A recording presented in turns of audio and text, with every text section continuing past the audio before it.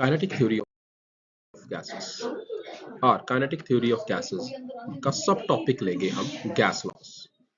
आप सबको पता है कि हम डिफरेंट गैस लॉ स्टडी करते हैं काइनेटिक थ्योरी ऑफ गैसेस में, जिसमें सबसे पहला लॉ हम लेके चलते हैं बॉयल्स लॉ।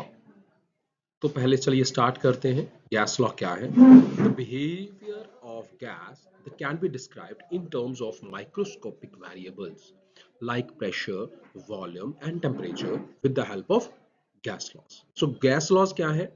वो थ्योरम्स हैं, वो रूल्स हैं जिनको बिहेवियर ऑफ गैस स्टडी करने के लिए किसकी हेल्प से? Macroscopic variables such as pressure, volume and temperature. So पहला लॉ है आपका बॉयल्स लॉ, फिर हम स्टडी करेंगे Charles law, Gay Lussac's law and last one is Dalton's law of partial pressure. चलिए चलिए हम देखते हैं बॉयल्स लॉ। बॉयल्स लॉ को डिफाइन या स्टेट करने की कोशिश करेंगे।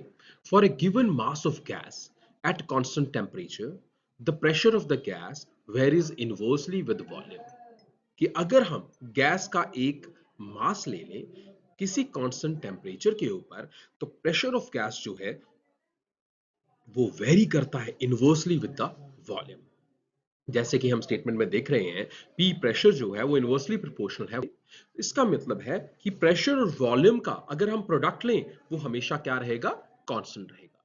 सो बच्चों, इसी चीज को हम डायग्रामेटिकली, डिस्क्रिप्टिव और एक अच्छे इनोवेटिव वे में देखिए। अब आपके पास क्या है? यहां पे ये जो येलो कलर का गैस है ये रिप्रेजेंट कर रहा है एक्सपेंशन और कंट्रैक्शन। जैसे ही यहां देख सकते हो, यहां टेम्परेचर 300 यूनिट्स पे कांस्टेंट है।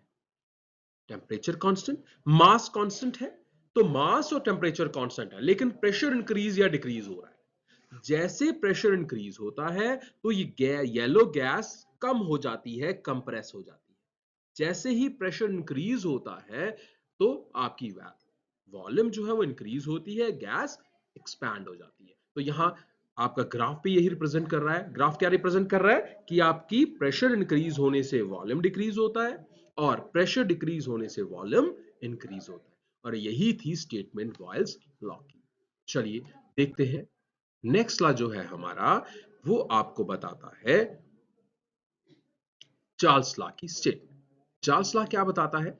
For a given mass of gas, फिर से हमने गैस ली है और उसका एक गिवन मास, एक प्रोपोर्शनल मास लिया है at constant pressure. Boyle's law में प्रेशर की जगह टेम्परेचर कांस्टेंट था, यहां प्रेशर कांस्टेंट है। तो volume of gas is directly proportional to its temperature. यहां पे क्या है? वॉल्यूम जो है वो डायरेक्टली प्रोपोर्शनल है टेम्परेचर के।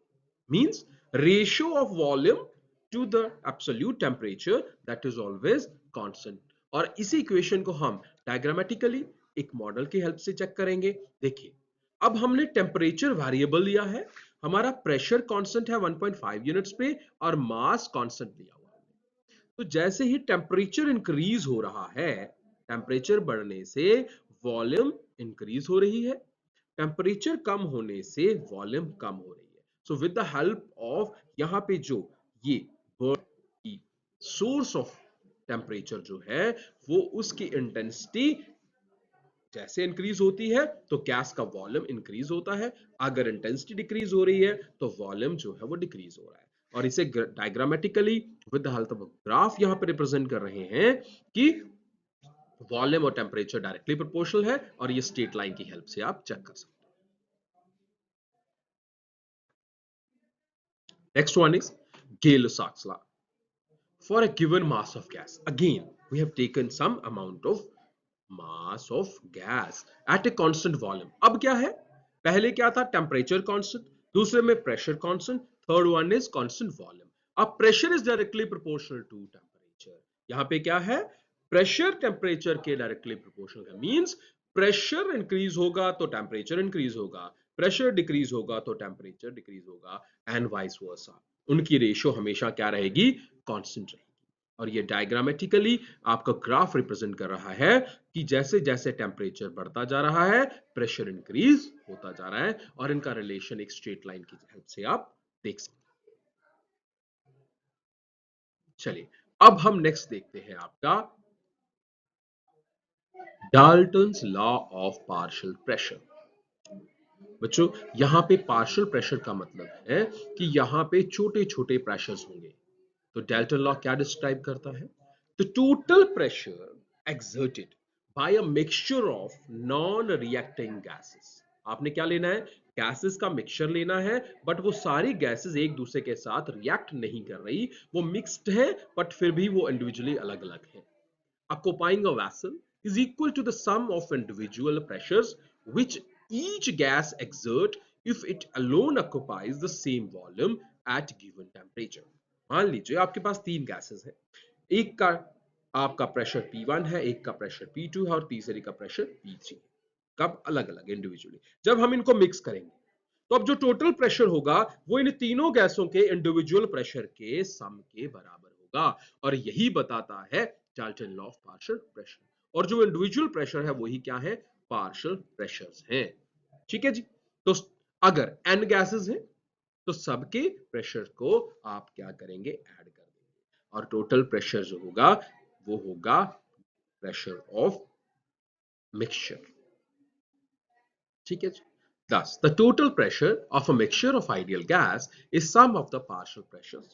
This is Dalton's law of partial pressure. So बच्चों अभी आपने स्टडी की छोटे छोटे इंट्रोडक्टरी डिस्क्रिप्शन किसकी? जो लॉज थे, डिफरेंट लॉज थे काइनेटिक थ्योरी ऑफ आपकी गैसेस में, जहां पे गैस लॉज कहते हैं जिनको हमें, और उनका डायग्रामेटिकली प्रोपोर्शनल छोटे छोटे एग्जांपल्स और छोटे छोटे डायग्राम्स को देख के आपने समझने की कोशिश की। अब चलिए इन्हीं के बेस पे हम देखते हैं कि आपके पास एमसीक्यूज में आप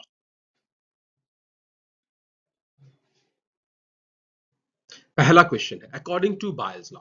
बायल्स लॉ सबसे पहला लॉ पढ़ा था जिसमें क्या था? टेम्परेचर कांस्टेंट था। टेम्परेचर कांस्टेंट था तो दो माइक्रोस्कोपिक वेरिएबल, तीन absolute microscopic macroscopic variables, pressure, volume और टेम्परेचर लिया हमने। मास को तो कांस्टेंट रखा सभी केसेस में। तो टेम्परेचर जब हमने लिया कांस्टेंट तो आपके पास पीवी किसके बराबर हो गया? पी और वी का प्रोडक्ट जो है वो कांस्टेंट है, या P is inversely proportional to volume. Third one, P is directly proportional to volume and both A and B।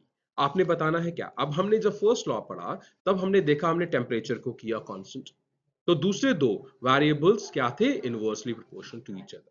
P was inversely proportional to volume था, या उन दोनों का प्रोडक्ट हमेशा क्या रहेगा? कांस्टेंट।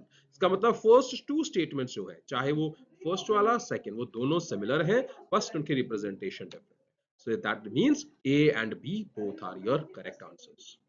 Next one, ये आपको यहाँ पे देखिए स्टेटमेंट दे दी मैंने आपको, काइनेटिक थ्योरी ऑफ गैसेस की स्टेटमेंट दे दी बायल्स लॉ। ठीक है बच्चों, यहाँ से आपको आंसर मिल गया इसका। Next one is necessary condition for बायल्स law. Boyle's law की नेसेसरी कंडीशन क्या है? कांस्टेंट टेम्परेचर या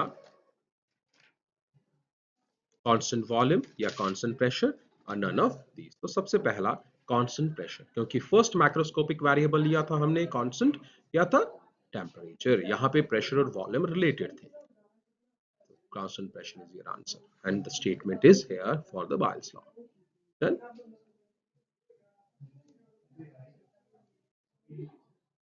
Third one, V is directly proportional to T states which law? कौन सा लॉ था? बॉयल्स लॉ था, Dalton's law of partial pressure था, गे-लुसाक law था, या चार्ल्स लॉ था? तो V is directly proportional to T जो है वो रिप्रेजेंट करता है चार्ल्स लॉ को। Next one, P by T, the ratio of pressure and temperature is equal to constant gives which law? Boyle's law है, Dalton's law pressure pressure है, Charles law है, या गे-लुसाक लॉ है? तो आपके पास कौन सा है? गे-लुसाक्स law. So that is your answer for all these। Yeah, and the last one is total pressure of mixture of ideal gases is the sum of the partial pressures। Means mix करेंगे individual pressures को और वो total pressure होगा उस gas का। This law is given by which law? बायल्स law दिया था, Dalton law था, गे-लुसाक था, या चार्ल्स लॉ? ये था Dalton's law of partial pressure. Means individual pressures को ऐड करेंगे तो टोटल प्रेशर हमारे पास बनेगा। तो बच्चों ये थे आपके आज के क्वेश्चंस। यहाँ पे आपने ये स्टडी किया कि आपके पास डिफरेंट रूल्स क्या थे, जहाँ पे आप डिफरेंट मैक्रोस्कोपिक वेरिएबल्स को कनेक्ट कर सकते हैं for a given mass of gas के लिए, और यहाँ पे गैस लॉ को रिप्रेजेंट किया। ठीक है बच्चों, आज की क्लास इतनी ही। नेक्स्ट क्लास में हम देखेंगे कुछ और related to kinetic theory of gases. Thank you very much. Have a wonderful day.